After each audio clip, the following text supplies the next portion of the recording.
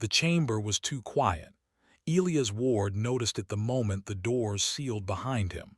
The air felt wrong, not thinner, not thicker, just expectant. The kind of silence that waited for something to break.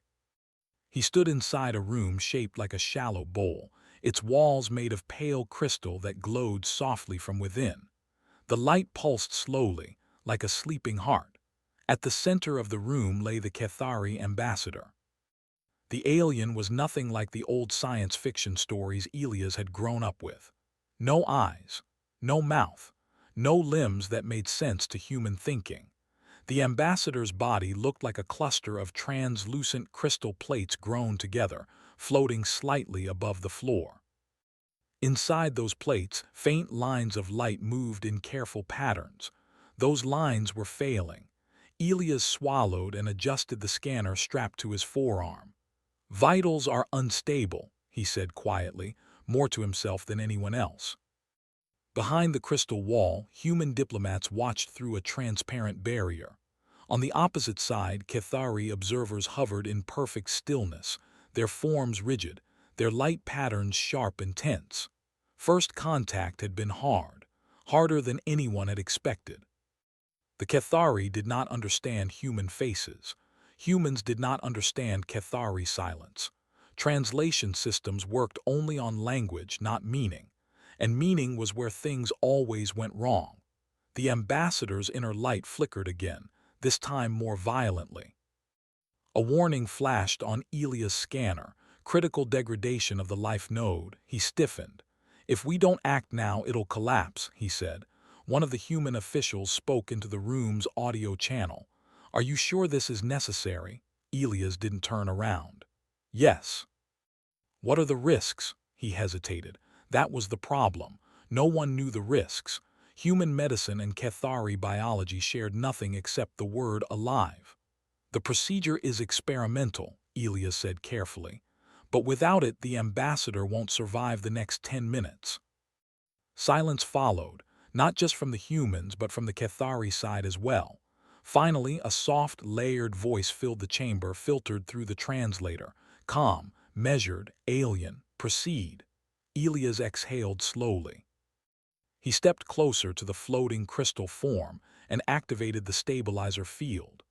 A faint hum filled the room as invisible forces locked the ambassador in place. The lines of light inside the alien body reacted instantly, twisting and flaring in unfamiliar patterns. Almost immediately, a new sound came through the translator. "It hurts." Elias froze for half a second. That wasn't supposed to happen. The Cathari were known to feel sensation, yes, but pain was different. Their scientific files described discomfort, imbalance, distortion. Pain, as humans understood it, was not part of their normal experience. "I'm sorry," Elias said instinctively. "I didn't expect." "It hurts," the ambassador said again, the light inside them flaring brighter. "This is my first time." The words hit Elias harder than any alarm. First time. His hands hovered above the control interface. Every instinct screamed to stop, to pull back, to shut everything down. Humans were taught that consent mattered, that causing pain, even to save a life, was a line you didn't cross lightly. But the scanner screamed louder. If he stopped now, the stabilizer would destabilize the life node completely. The collapse would be instant. No recovery. No second chance. Elias' heart pounded. Behind the glass, the human diplomats leaned forward. On the Cathari side, the observers' internal lights sharpened, their patterns erratic. The ambassador's voice trembled. "The sensation is overwhelming. Is this what humans call pain?" Elias swallowed. "Yes." The light inside the ambassador flickered violently. "I do not like it," the alien said. "I do not understand why it is happening." Elias felt sweat gather at the back of his neck. He had seconds, maybe less. He could stop and let the ambassador die without pain. Or he could continue and force the alien to endure something their species had never known. His fingers shook as he adjusted the stabilizer's intensity. "I'm sorry," he whispered, even though he wasn't sure the translator would carry it properly. "I really am." The ambassador's voice softened, edged with something like fear. "How long will this last?" Elias checked the timer. 32 seconds. That was nothing for a human. For someone experiencing pain for the first time in their species' entire history, it might as well have been forever. Elias' chest tightened. He didn't raise his voice. He didn't posture. He didn't try to explain philosophy or biology. He said the only honest thing he could. "It'll be over quick." The moment the words left his mouth, the room changed.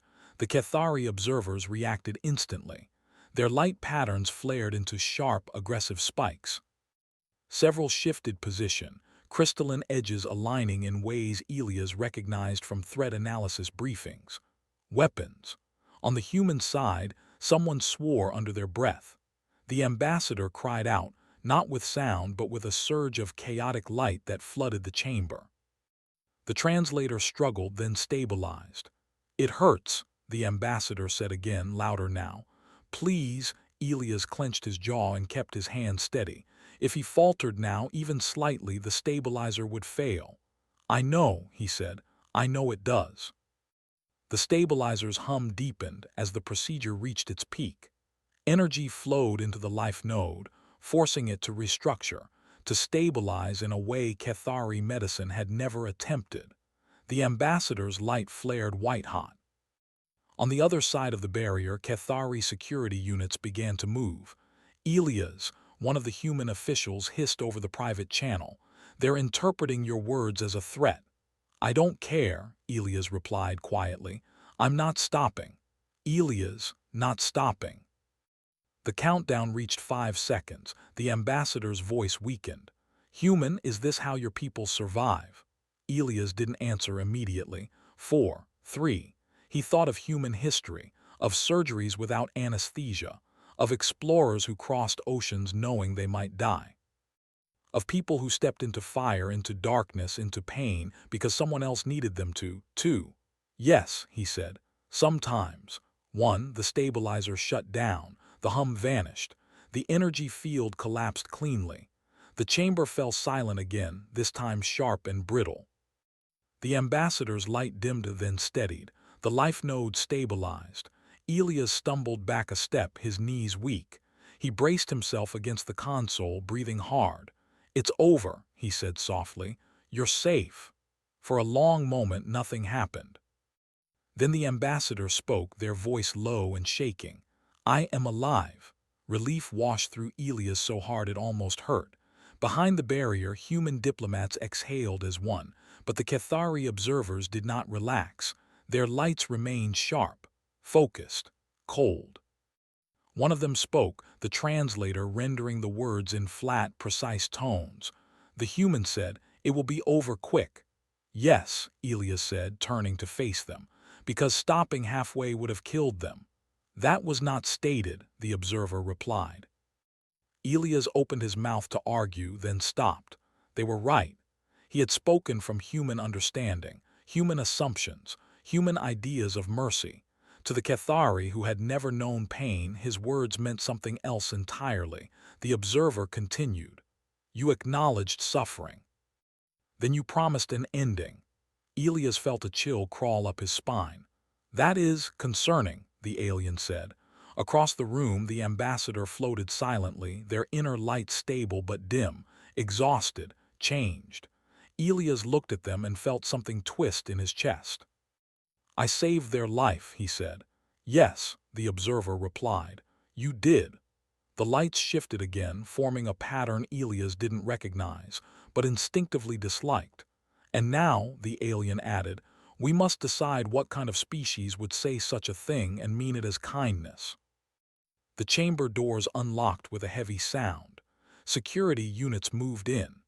Elias lowered his hands and did not resist. Behind him, the ambassador watched, silent, alive, and no longer the same as before. And somewhere, far beyond the chamber, a single translated sentence began to spread across an alien civilization that had never known pain. "It'll be over quick." The holding room was small, clean, and painfully quiet. Elias Ward sat on a metal bench with his hands resting on his knees. The room smelled faintly of disinfectant and recycled air. The walls were smooth and gray, with no corners sharp enough to hurt anyone. Human design always tried to be gentle, even when it was meant to contain.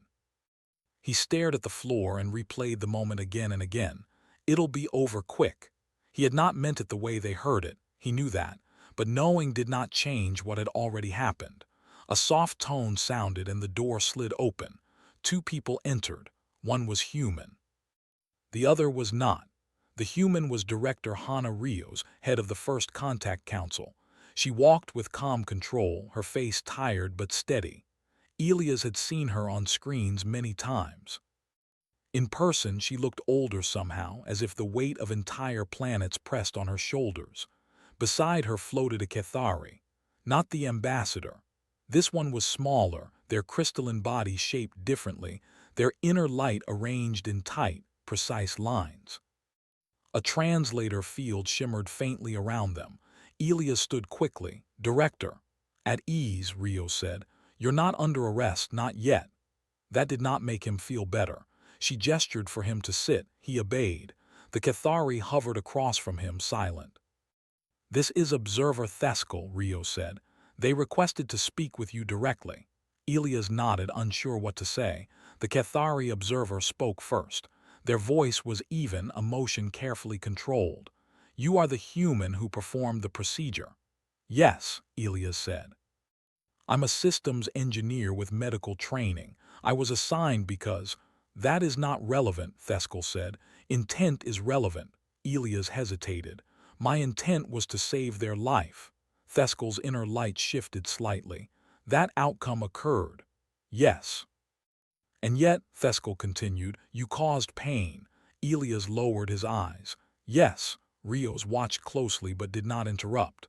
"In Cathari society," Theskel said, "pain is not a teacher. It is not a test. It is not a tool. It is an error." Elias looked up. "For humans, it's complicated." "So we have learned," Theskel replied. Silence stretched between them. Finally, Theskel asked, "When the ambassador expressed distress, why did you not stop?" Elias took a breath. He had expected this question. He still did not like answering it. "Because stopping would have killed them." "That was your calculation," Theskel said. "Yes. And yet you did not state this." "I didn't have time," Elias said. "And honestly, I didn't think I had to. To humans, continuing to save a life even when it hurts is normal." Theskel tilted slightly. "Normal is a dangerous word." Rios leaned forward. "Observer, the ambassador is alive because of him." "Yes," Theskel said. "That fact complicates our response." Elias frowned. "Complicates?" Theskel's light dimmed a fraction. "Your phrase has been recorded, translated, distributed." Elias felt his stomach drop. "Distributed where?" "Across Cathari space," Theskel said. "To scientific councils, cultural historians, defense planners." Rios exhaled slowly. "The phrase was taken out of context." "There was no context provided," Theskel replied. "Only sensation, fear, and the promise of an ending." Elias clenched his fists. "I promised relief, not death." Theskel looked at him. "How do we tell the difference?" The question hung in the air. Before Elias could answer, another tone sounded. The door opened again. This time the ambassador floated in. Their crystal form looked dimmer than before, their inner light moving slowly, carefully, as if each shift required thought. They hovered just inside the doorway, silent. Elias stood immediately. "Ambassador, are you—" "I am stable," the ambassador said. Their voice sounded different now, less smooth, more layered, changed but stable. Theskel moved aside. "You requested this meeting." "Yes," the ambassador said. They drifted closer, stopping a few feet from Elias. Their light pulsed softly. "I wish to understand," the ambassador said. "You said something while I was in distress." Elias nodded, throat tight. "I did. You said the experience would end quickly." "Yes." The ambassador paused. "At the time, I believed you were speaking of my existence." Elias shook his head immediately. "No, never. I was talking about the pain." Rios spoke gently. Ambassador, humans often speak this way when they are trying to comfort someone during something unpleasant but necessary. The ambassador's light flickered. Necessary pain. Yes, Elias said quietly. We don't like it, but we accept it sometimes. The ambassador drifted slightly closer. When I expressed that it was my first time feeling such a sensation, you froze. Elias swallowed. Yes. Why? Because I realized how unfair it was, Elias said. You didn't choose that feeling, and I was the one causing it. The ambassador considered this, and yet you continued. Yes, because stopping would have ended my life. Yes, silence again. The ambassador's light shifted into a slow, thoughtful pattern. In Cathari history, they said, we have never recorded a case where survival required pain. Elias looked at them. For humans, survival and pain have been linked since before we understood either. Theskel interrupted. That linkage is what troubles us. Rios glanced at the observer, or what we need to understand better. The ambassador turned slightly, addressing Theskel. Observer, I lived. Yes, Theskel said. I felt something no Cathari has felt before, the ambassador continued. It was overwhelming. Theskel's light brightened. And damaging. The ambassador paused. Perhaps, but I also learned something. Everyone waited. I learned, the ambassador said slowly, that humans do not flee pain immediately. Elias blinked. They hesitate, the ambassador continued. They suffer, they explain poorly, but they do not stop acting. Theskel shifted. That is not reassurance. It may be information, the ambassador replied. Rios leaned forward. Ambassador, are you saying you don't consider this an act of aggression? The ambassador's light dimmed, then steadied. I do not know. Elias felt his chest tighten. Among my people, the ambassador said, causing pain is considered a failure of imagination. You avoid it by choosing a better path. And if there is no better path, Elias asked. The ambassador looked at him. Then we would choose to end the process. Elias nodded slowly. Humans choose differently. Yes, the ambassador said. That difference is now known, Theskel spoke sharply, and that knowledge spreads fear. Rios rubbed her temple. The phrase has already reached your defense councils, hasn't it? Yes, Theskel said. Some believe it reveals a core human instinct, that when faced with discomfort, humans choose efficiency over consent. That's not true, Elias said, louder than he meant to. The ambassador turned back to him. Then explain. Elias stood straighter. Humans choose responsibility. If we start something that can save a life, we see it through, even when it hurts, especially when it hurts. And if the one in pain asks you to stop, the ambassador asked. Elias hesitated. Rios watched him closely. If stopping means they live, Elias said slowly, we stop. And if stopping means they die, Elias met the ambassador's gaze. Then we ask ourselves if we can live with that. The ambassador's light pulsed once, strong and bright. That, they said, is what frightens us. Theskel floated closer to the ambassador. We must consider containment, limitation, distance. Rio stiffened. You're talking about sanctions. Yes, Theskel said, and worse if necessary. The ambassador remained silent for a long moment. Then they said, I request time. Theskel's light flared. Ambassador, I request time, the ambassador repeated, to recover, to reflect, to understand what I felt. They turned to Elias. You said it would be over quickly. Yes, Elias said. It was, the ambassador said. The pain ended, the sensation did not linger. Elias exhaled shakily. But the memory remains, the ambassador added. Rios nodded. Memories always do. The ambassador faced Theskel again. If we judge humans by a single sentence spoken under pressure, we may misunderstand them completely. Theskel hesitated. And if we do not judge them, we may invite harm. The ambassador's light softened. Or cooperation. Silence filled the room once more. Finally, Theskel inclined slightly. We will delay escalation. Rios released a breath she had been holding. But, Theskel continued, the phrase has already shaped perception. You will not undo that easily. They turned to Elias. Your words will follow you, human. Elias nodded. I know. The ambassador drifted toward the door, then paused. They looked back at Elias one last time. If the roles were reversed, they asked, and you were the one in pain, would you still choose to continue? Elias answered without hesitation. Yes. The ambassador studied him, then left without another word. The door closed. Rios turned to Elias. You may have just saved a life, she said, or started a war. Elias sank back onto the bench, exhausted. I just did what I thought was right. Rios gave a tired smile. That's usually how it starts. Far away across Cathari space, the recording of a human voice continued to play. Calm, steady, certain. It'll be over quick. And the galaxy began to argue about what that truly meant. The pain did not leave Elias. It followed him out of the holding room, down the long white corridors, and into the temporary quarters they assigned him. Not physical pain, though his body felt tired and heavy, but a pressure behind his eyes and chest that refused to ease. He lay on the narrow bed and stared at the ceiling. It'll be over quick. The words had been replayed so many times that they no longer sounded like his own. Outside his room, the station was restless.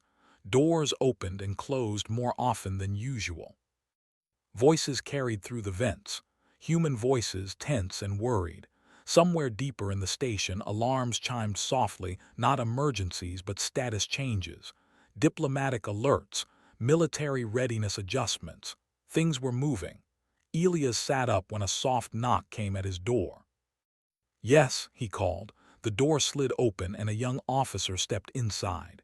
She looked nervous, her uniform still too crisp, as if she had not yet learned how to wrinkle it with long hours and bad news. Mr.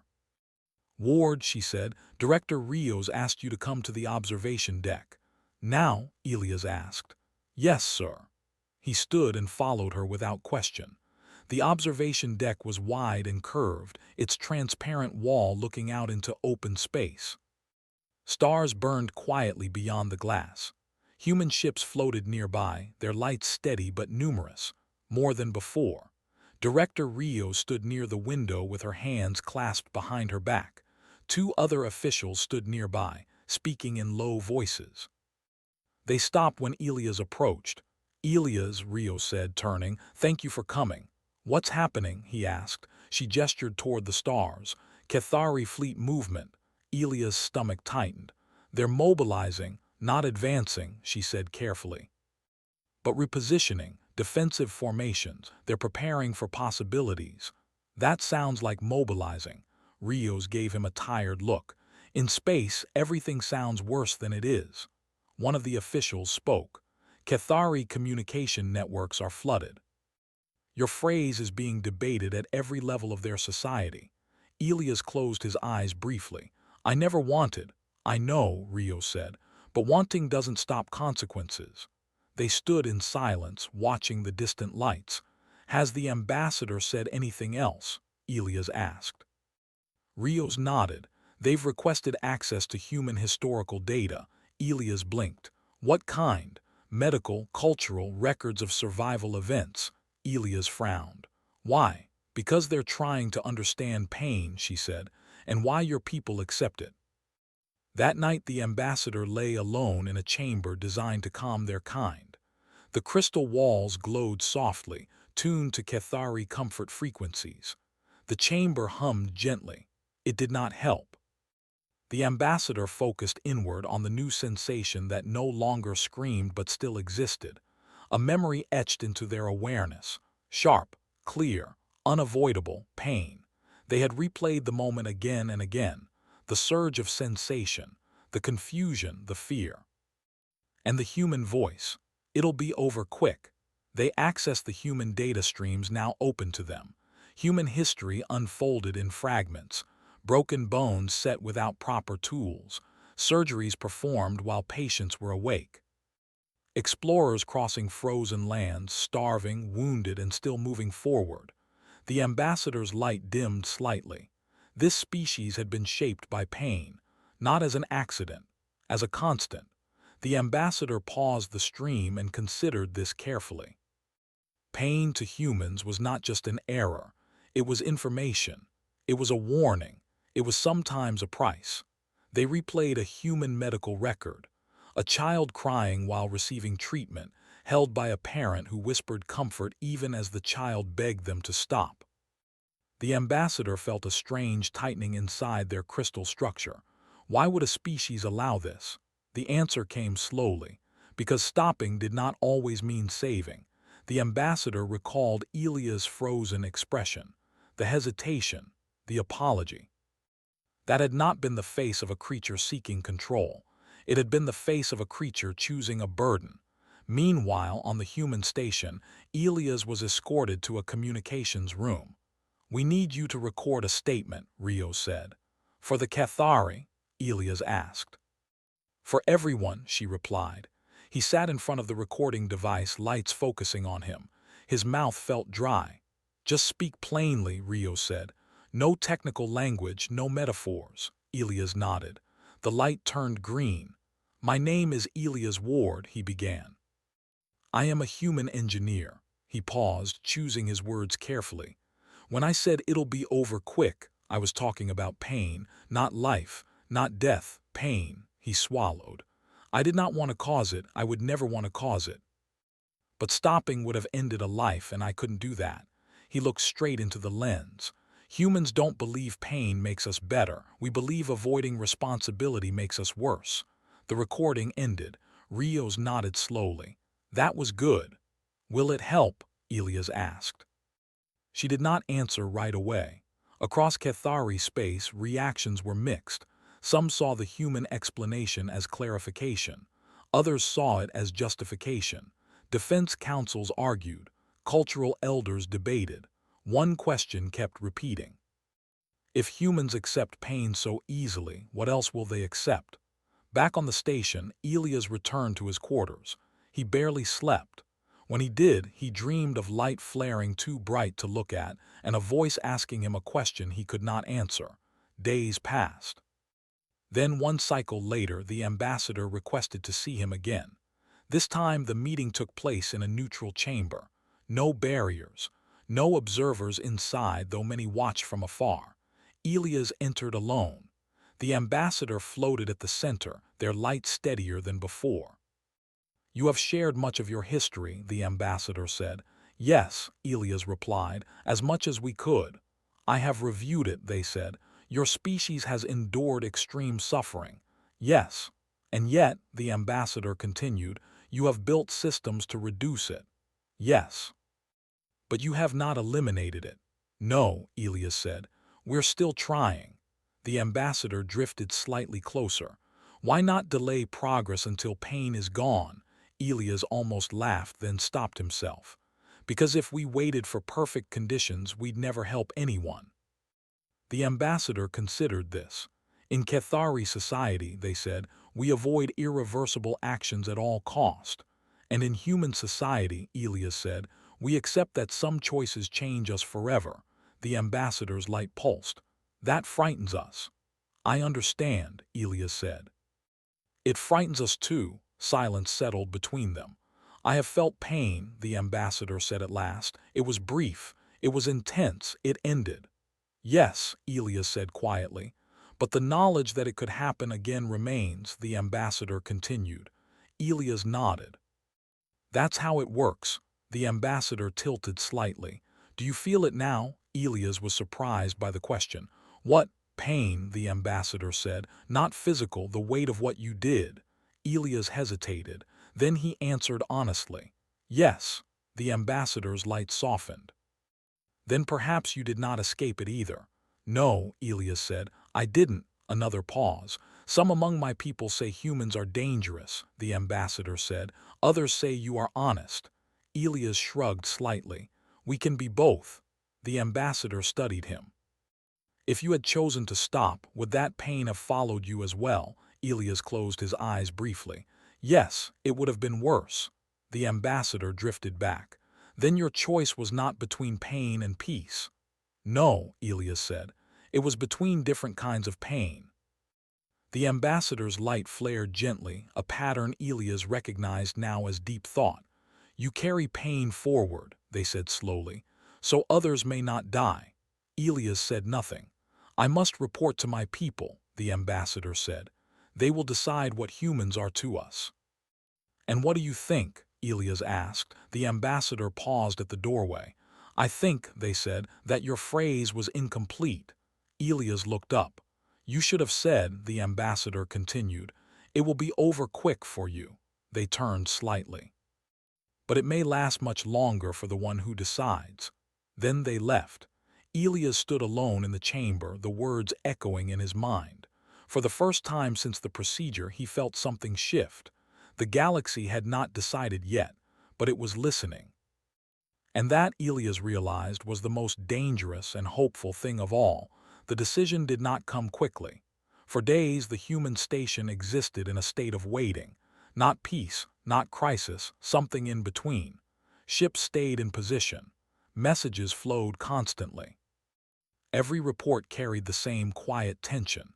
Elias felt it everywhere. In the way officers spoke more softly. In how doors stayed sealed a second longer than usual. In the way people avoided his eyes, not out of anger but uncertainty. He had become a symbol whether he wanted to be or not. On the seventh day after the procedure, Director Rios asked him to walk with her. They moved through a long corridor lined with observation panels. Beyond the glass, engineers worked in silence. No one laughed. No one argued. They're afraid, Elias said quietly. Rios nodded. So are we. They think I did something wrong. They think you revealed something, she corrected. There's a difference. They stopped near a window looking out at open space. Far away, Cathari vessels glimmered like shards of frozen light. They had not moved closer. They had not moved away. Sometimes, Rios said, first contact doesn't show who the other species is. She glanced at Elias. It shows who we are. Elias leaned against the wall. And what do they see? A species willing to cause pain to save a life, she said, and willing to live with that choice. Elias exhaled. That doesn't sound good. It doesn't sound simple, she replied. Simple would be worse. That same cycle, the Cathari ambassador stood before their high convergence. The chamber was vast, formed of living crystal that responded to thought and emotion.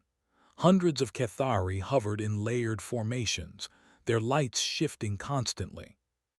At the center floated the ambassador alone. They projected the recording. The human's voice echoed through the chamber. It'll be over quick. The reaction was immediate. Light patterns spiked. Murmurs rippled through the formations. The ambassador let it play again, then again. When the echoes faded, silence followed. The ambassador spoke. I survived. That simple statement cut through the chamber. I experienced pain, they continued, brief, intense, unprecedented. Lights flickered. And I am still here. A council voice rose. Survival does not justify violation. The ambassador did not disagree. No, it does not. Another voice followed. Humans lack restraint. They lack certainty, the ambassador corrected, not restraint. The chamber stirred.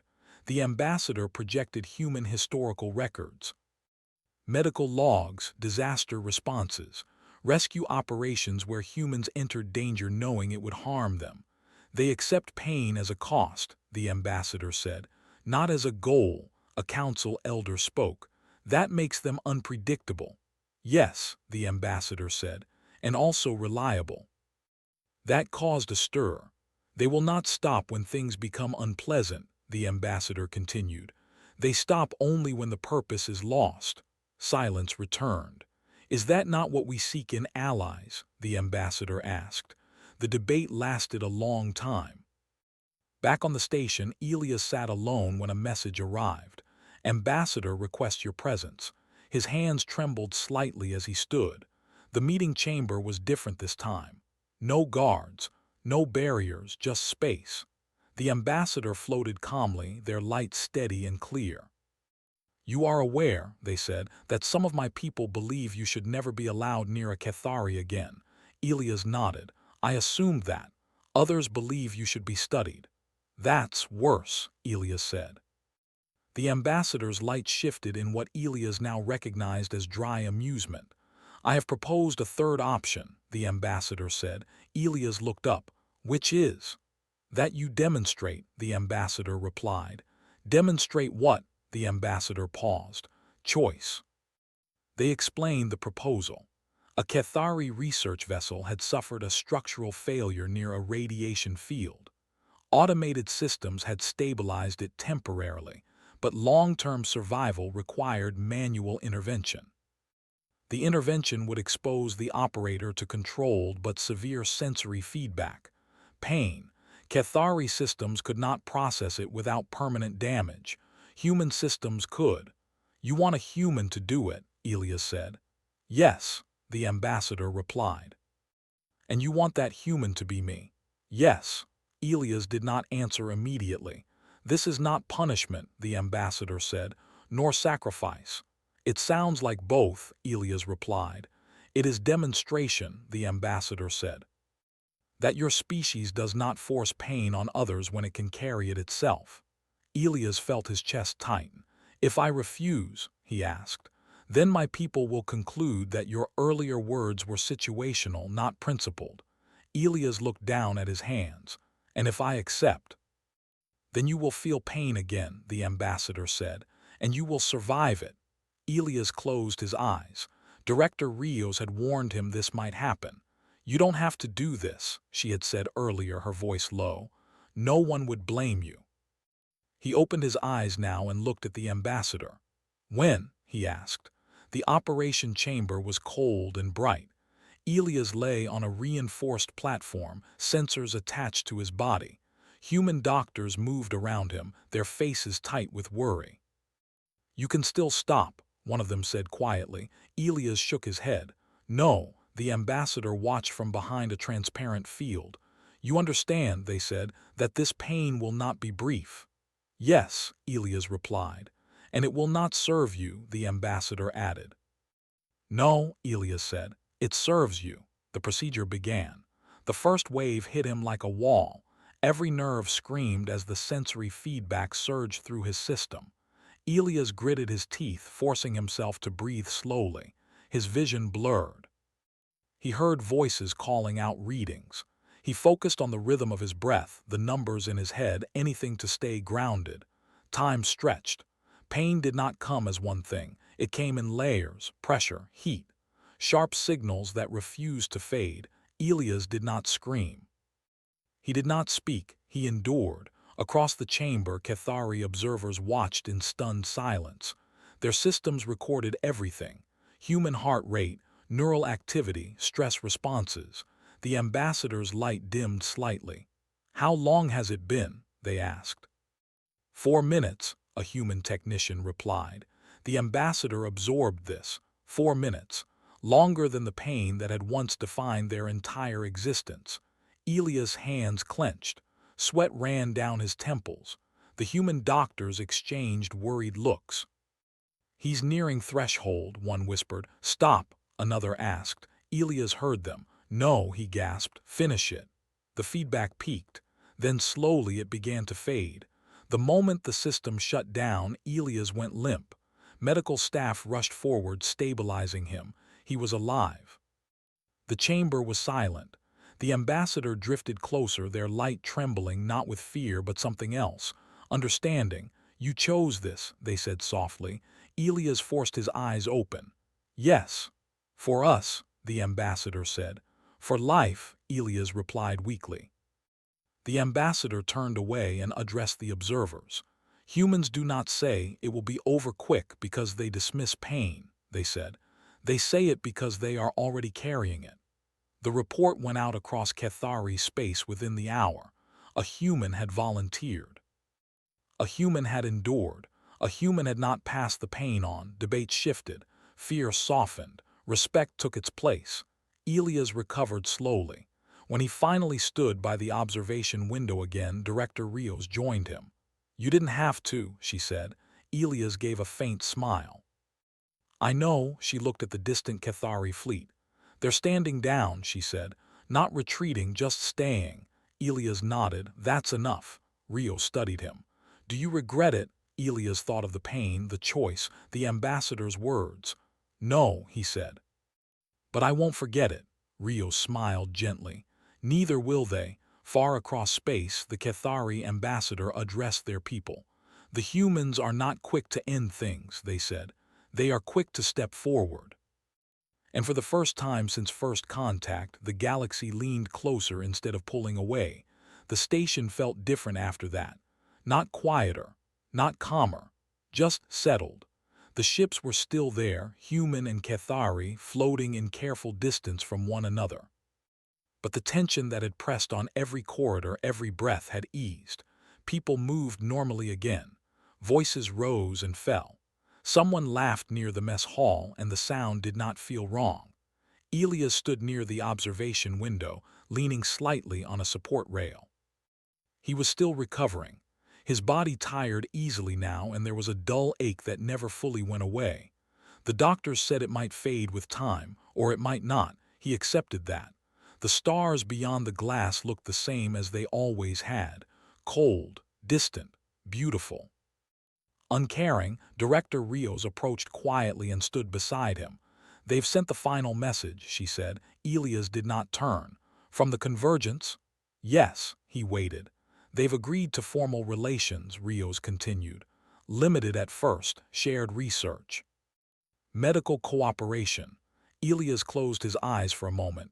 "No sanctions," she added. "No isolation." He let out a slow breath he did not realize he had been holding. "And you?" Rios asked. "How are you really?" Elias considered the question. "I hurt," he said simply. "But I'm alive, and so are they," Rios nodded. "That may become humanity's reputation, you know." He gave a small, tired smile. "We've had worse ones." Later that cycle, Elias was asked to attend one last meeting, not as a subject, as a witness. The chamber was open and bright. Human and Cathari representatives floated and stood together, separated only by space, not barriers. The ambassador was there. They looked stronger now. Their inner light was steady, calm, but different than before. Deeper somehow. They addressed the room. "We have concluded our review," the ambassador said, "of the human called Elias Ward, and of humanity as a whole." The room was silent. "We feared humans because they spoke calmly while causing pain," the ambassador continued. "We believed this meant they were detached from it." Their light pulsed gently. "We were wrong." They turned slightly toward Elias. "Humans do not speak calmly because they do not feel pain," the ambassador said. "They speak calmly because they are already afraid of it." Murmurs rippled through both groups. "They know what it is," the ambassador went on. "They know what it costs, and still they choose to act." The ambassador paused. "In Cathari society, we believed avoiding pain was the highest wisdom," they said. "But wisdom without action can become another kind of harm." They faced the room again. "We will not fear humans for their willingness to endure," the ambassador said. "We will watch them, learn from them, and when necessary stand beside them." The meeting ended without ceremony. No applause, no celebration, just quiet understanding. Days later, Elias was cleared to leave the station. He packed little. He did not own much to begin with. A few personal items, some notes, a worn datapad. Before he boarded the shuttle, the ambassador requested a private moment. They met near the docking bay, away from the noise. "You are leaving," the ambassador said. "Yes," Elias replied. "I think it's time." "You will carry lasting effects," the ambassador said, "from the procedure." "Yes. And from the choice," they added. Elias nodded. "I already do." The ambassador drifted closer.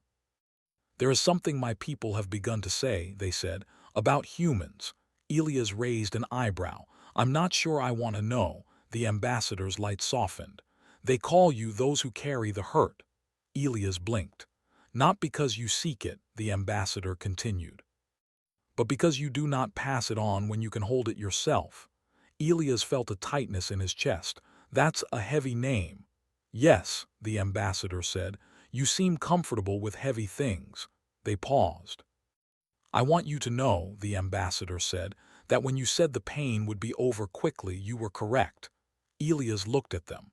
The pain ended, the ambassador said, but the understanding did not. That understanding may change us forever. Elias nodded slowly. I'm glad. The ambassador hesitated, then asked, if another species fears pain as we did, will humans act the same way again? Elias thought of the procedure, the choice, the cost. Yes, he said, we probably will, even knowing the consequences. Yes.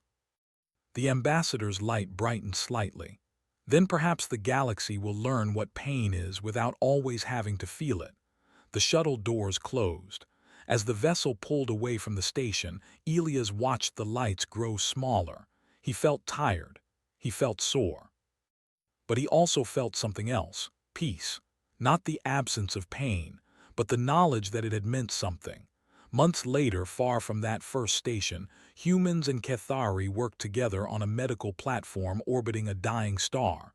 A joint team, shared risk, shared purpose. The first time a Cathari patient expressed discomfort, a human technician spoke gently. We'll go slow, she said, and if it hurts too much, we'll stop. The Cathari nodded, comforted. Across the platform, a Cathari observer watched a human volunteer step forward for a dangerous repair. You do not have to, the observer said. The human smiled faintly. I know. And somewhere in the deep records of two civilizations, a sentence remained, not as a threat, not as a warning, but as a promise made under pressure by someone who understood the cost. It'll be over quick. Among the stars, humans were no longer feared for how quickly they ended things. They were remembered for how much they were willing to endure.